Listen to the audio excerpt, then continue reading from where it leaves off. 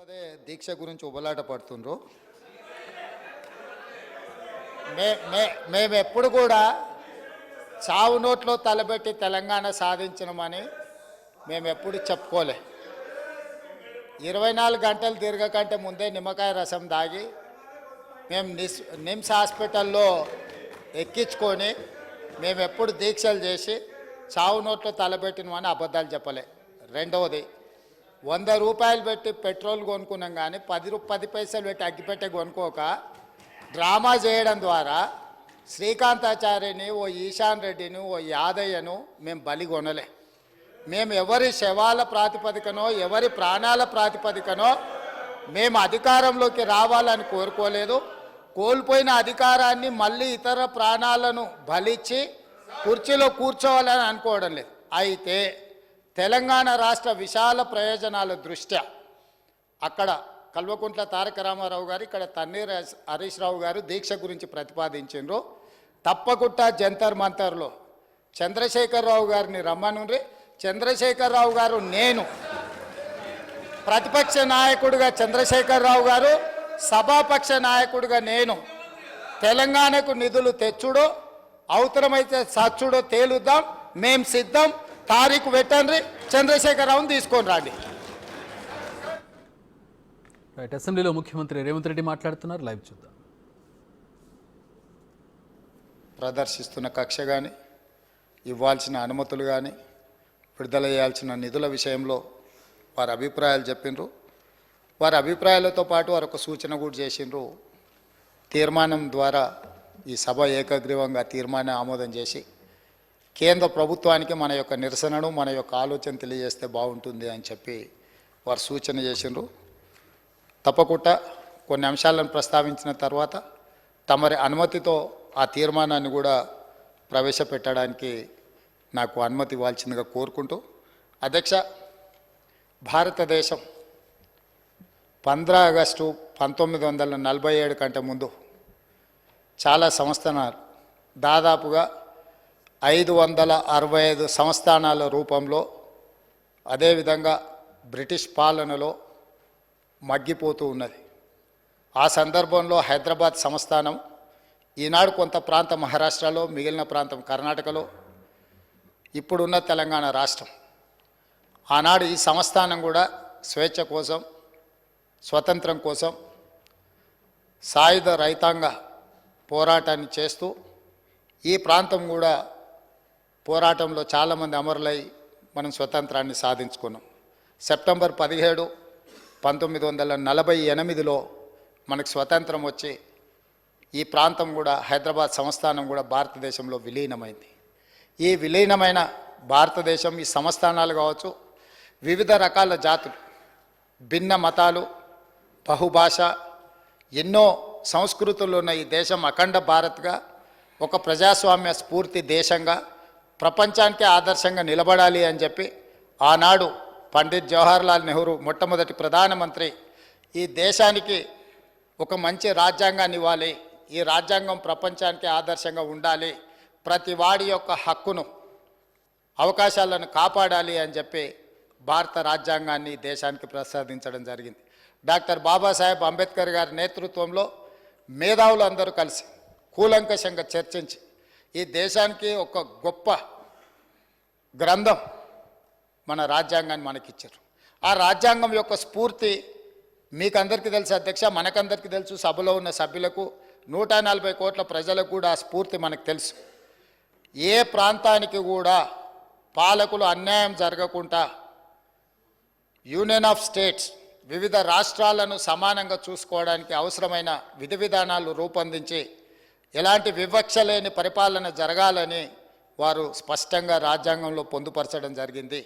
ఆ రాజ్యాంగ స్ఫూర్తితోనే కాంగ్రెస్ పార్టీ కొన్ని దశాబ్దాలు ఈ దేశంలో పరిపాలనను ప్రజలకు అందించి, బాక్రానంగల్ డ్యామ్ నుంచి మొదలు పెడితే నాగార్జున సాగర్ వరకు, హరిత విప్లవం నుంచి మొదలు పెడితే మీకు గ్రీన్ అంటే ప్రతిదీ, సాగునీటి ప్రాజెక్టుల నుంచి మొదలు పెడితే అణు బాంబు తయారీ వరకు అన్ని రకాల కార్యక్రమాలను ముందుకు తీసుకెళ్తూ, ఎడ్యుకేషన్ నుంచి ఇరిగేషన్ వరకు, హెల్త్ నుంచి ఎంప్లాయ్మెంట్ వరకు సమానమైన అవకాశాలు ఈ దేశంలో ఉండే యువతకు ఇవ్వాలన్న ఆలోచనతోని ఒక మంచి పరిపాలనకు పండిత్ జవహర్లాల్ నెహ్రూ గారు పునాదులు వేసిండ్రు. వారు వేసిన పునాదుల మీద ఈ దేశాన్ని శ్రీమతి ఇందిరాగాంధీ గారు అద్భుతమైన అభివృద్ధి పదం వైపు ఎన్నో ఎన్నో ఎన్నో సరళీకృత విధానాలు తీసుకొచ్చి బ్యాంకులను జాతీయం చేయడం కానీ, లేకపోతే ఎస్సీ ఎస్టీలకు ఇచ్చిన రిజర్వేషన్లతో పాటు భూమి మీద హక్కులు ఇవ్వడం కానీ, చదువుకున్న నిరుద్యోగ యువకులకు ఉద్యోగ ఉపాధి అవకాశాలు కల్పించాలని ఒక పకడ్బందీ పరిపాలన అందించి ఈ దేశానికే ఆదర్శవంతమైన ప్రధానమంత్రిగా శ్రీమతి ఇందిరాగాంధీ గారు ప్రపంచంలోనే ఒక ఉక్కు మహిళగా గుర్తింపు పొందారు. ఆ తర్వాత సంక్షోభాలు ఎదుర్కొంటున్న ఈ దేశం ప్రజాస్వామ్యం మనుగడ సాధిస్తుందా లేదా అని ప్రపంచ దేశాల ముందు అనుమానంగా నిలబడ్డ ఈ దేశాన్ని 2004లో శ్రీమతి సోనియా గాంధీ గారి నాయకత్వంలో యూపీఏ 1 ప్రభుత్వాన్ని మన్మోహన్ సింగ్ గారిని ప్రధానమంత్రిని చేసి ఈ దేశాన్ని సరళీకృత విధానాలను ముందుకు తీసుకెళ్ళి ఈ దేశాన్ని ప్రపంచంతో పోటీ పడే విధంగా ఆ ప్రధానమంత్రి గారు తీర్చిదిద్దారు. 10 సంవత్సరాలు మన్మోహన్ సింగ్ గారి నాయకత్వంలో, సోనియా గాంధీ గారి నేతృత్వంలో అన్ని రాష్ట్రాలకు అవకాశాలు కల్పిస్తూ, అన్ని ప్రాంతాలకు సమానమైన నిధులు కేటాయిస్తూ, వివిధ రాష్ట్రాలు అభివృద్ధి కోసం పెట్టుకుంటున్న విజ్ఞప్తులను అనుమతులు ఇస్తూ ఈ దేశంలో ప్రజాస్వామ్యం వేళ్ళునుకునే విధంగా ఈ దేశం అభివృద్ధి చెందిన దేశంగా ముందుకు తీసుకెళ్లడానికి ప్రయత్నం చేసిండ్రు అధ్యక్ష. ఆ స్ఫూర్తితో ఈ దేశంలో ఈ దేశమే ప్రపంచానికి ఆదర్శంగా నిలబడుతున్న సందర్భంలో 2014లో భారతీయ జనతా పార్టీ నరేంద్ర మోడీ గారు ఈ దేశానికి ప్రధానమంత్రి అయినారు. ఈ 2004 నుంచి 2014 మధ్యలో ఈ ప్రాంత ప్రజలు ఉమ్మడి ఆంధ్రప్రదేశ్ రాష్ట్రంలో వివక్షకు లోనవుతున్నాము, మా ప్రాంతానికి రావాల్సిన నిధులు రావడం లేదు, మా నీళ్లు మాకు పారడం లేదు, మా ప్రాంతానికి ప్రత్యేక రాష్ట్రమే పరిష్కారము అని చెప్పి ఆనాడు ప్రజలందరూ కలిసికట్టుగా కోదండరామ్ గారి నేతృత్వంలో, వారి నాయకత్వంలో మనం అందరం కలిసి కొట్లాడితే తెలంగాణ రాష్ట్రం అనేది కల సాకారమైంది.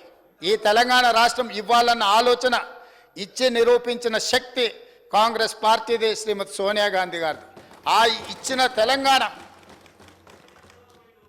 అభివృద్ధి చెందిన రాష్ట్రంగా ముందుకు జరగాలి అని, ఆ రాష్ట్రం అభివృద్ధి చెందాలి అని అంటే ఏమేమి అనుమతులు ఇవ్వాలనో చట్ట రూపంలో ఆంధ్రప్రదేశ్ విభజన చట్టం 2014 స్టేట్ రీఆర్గనైజేషన్ యాక్టులో స్పష్టంగా ఈ రాష్ట్రాన్ని అభివృద్ధి చెయ్యాలి అంటే బయ్యారంలో ఖమ్మం జిల్లాలో ఉక్కు కర్మాగారం నిర్మించాలి, కాజిపేటలో రైల్వే కోచ్ ఫ్యాక్టరీ నిర్మించాలి, IIITలు ఇవ్వాలి, ట్రైబల్ యూనివర్సిటీ ఇవ్వాలి, IIM ఇవ్వాలి, సాగునీటి ప్రాజెక్టు అయిన జాతీయ ప్రాజెక్టు ఇవ్వాలి, ఈ ప్రాంతంలో 4000 మెగావాట్ల NTPC పవర్ ప్రాజెక్టు నిర్మించాలి.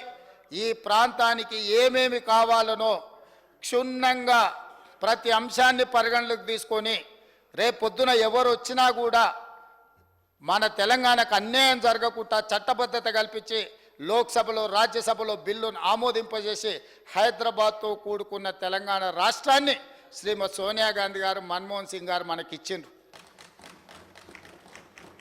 ఈ రాష్ట్రానికి తెలంగాణ రాష్ట్రం అని చెప్పుకోవడానికి గర్వంగా కాంగ్రెస్ పార్టీ పునాదులేస్తే జరిగిన ఎన్నికలలో కొంతమందికి ప్రజలు తీర్పు ఇచ్చిండ్రు, అవకాశం ఇచ్చిండ్రు. ఆ తీర్పును అవకాశాన్ని 10 సంవత్సరాలు కేంద్రంలో నరేంద్ర మోడీ గారు ఉండొచ్చు, రాష్ట్రంలో కల్వకుంట్ల చంద్రశేఖరరావు గారు ఉండొచ్చు. పునర్విభజన చట్టంలో ప్రజాస్వామ్య దేవాలయమే పార్లమెంటరీ వ్యవస్థ, పార్లమెంట్. ఆ దేవాలయంలో చేసిన చట్టాలను కూడా 10 సంవత్సరాలు అమలు చెయ్యలేదు. అమలు చెయ్యకపోవడానికి గల కారణాలు ప్రజలు గుర్తించినరు. ఆనాడు చట్టం ద్వారా మనకిచ్చిన అధికారాన్ని 10 సంవత్సరాలు ఇక్కడ ఉన్న పాలకులు ప్రశ్నించకపోవడము, నిలదీయకపోవడము, రాబట్టుకోకపోవడం వల్ల తెలంగాణకు తీరని అన్యాయం జరిగింది.